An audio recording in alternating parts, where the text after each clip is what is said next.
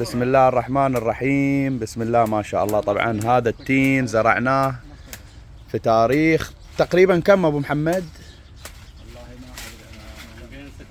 الحين عمره 6 شهور، 7 شهور يعني، نسينا التاريخ.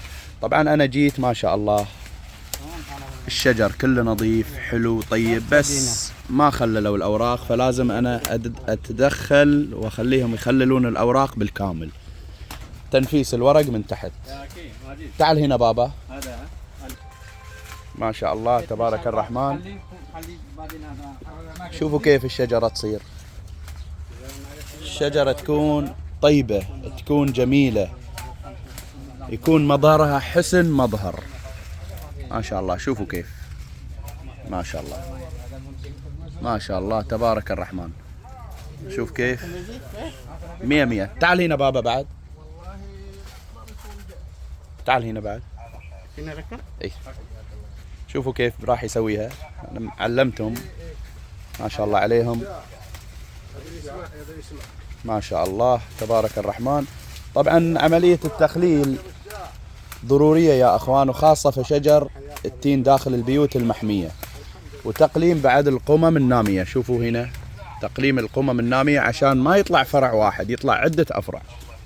شوفوا كيف ما شاء الله تبارك الرحمن، الله يبارك ويوفق الجميع. شوفوا كيف ما شاء الله صارت الشجرة أحسن من قبل شوي، الشجرة تكون ثمارها واضحة.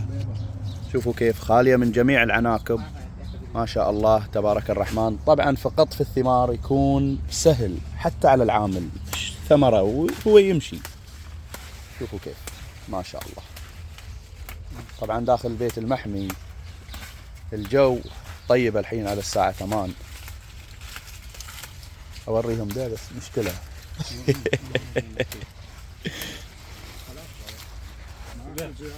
حالتنا حالة، عرقنا يا أبو محمد. ما نبغى نوري المتابعين. شوفوا كيف الإنتاج. طبعا هذا جاسم أحجام كبيرة، التين السوري جاسم أحجام كبيرة، حتى صارت مثل التين اللي هو التين الاسباني الاصفر الجامبو. ما شاء الله شوفوا كيف اسمه جاسم. اي هذا السوري جاسم ما شاء الله. طبعا ابو محمد صاحب المزرعه المنتخبه وكلني على المزرعه من والى، حتى النوع ما يعرفه. ويش قولك يا ابو محمد؟ نعرف ناكل وخلاص. الله يعطيك الصحه والعافيه يا ابو محمد. بس ويش رايك في الشجر يا ابو محمد؟ ما شاء الله شيء زي ما تشوف يعني مظهر ما شاء الله. الله يسلمك ان شاء الله ويحفظك، بركتك يا يوفق الجميع، بركة رب العالمين إن شاء الله.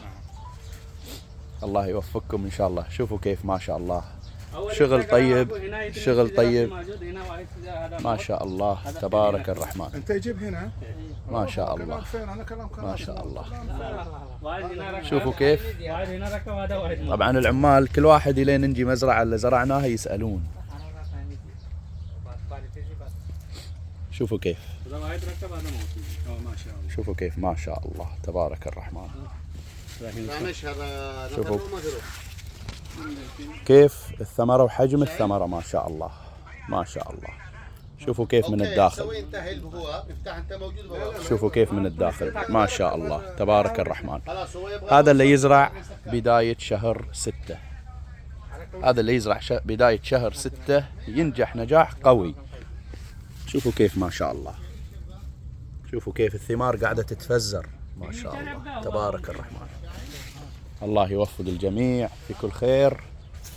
راح أوريكم الثمار بعد القطف. هذا أبو محمد الشمعة، وإيش له في إيدك يا أبو محمد؟ ما شاء الله اللهم صل على محمد وعلى محمد. ما شاء الله ما شاء الله ما شاء الله. حجم الصراحة، حجم عاطي تبارك الرحمن. يعني الأرض هني الأرض خصبة، الأرض مو حي الله يا أخوان. ما شاء الله ما شاء الله تبارك الرحمن.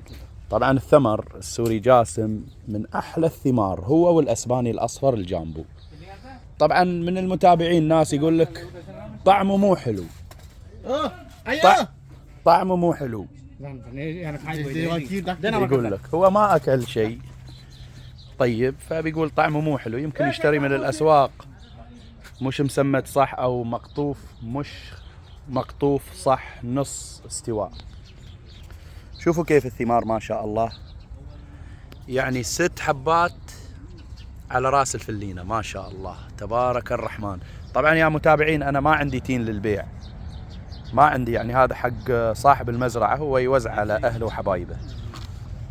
الله يعطيكم الصحة والعافية. شوفوا كيف ما شاء الله حجم الثمر. هذا طبعا السوري تين جاسم، شوفوا كيف ما شاء الله، شوفوا كيف الحبة. هذا السوري تين جاسم، وأنا أنصح بزراعته في البيوت المحمية وخارج البيوت المحمية. ما شاء الله تبارك الرحمن. الله يوفق الجميع ويوفق الجميع في كل خير ويبارك للجميع. شوفوا كيف النضارة، شوفوا كيف الحلاوة ما شاء الله. الله يوفقكم جميعا إن شاء الله أخواني. تحياتي لكم.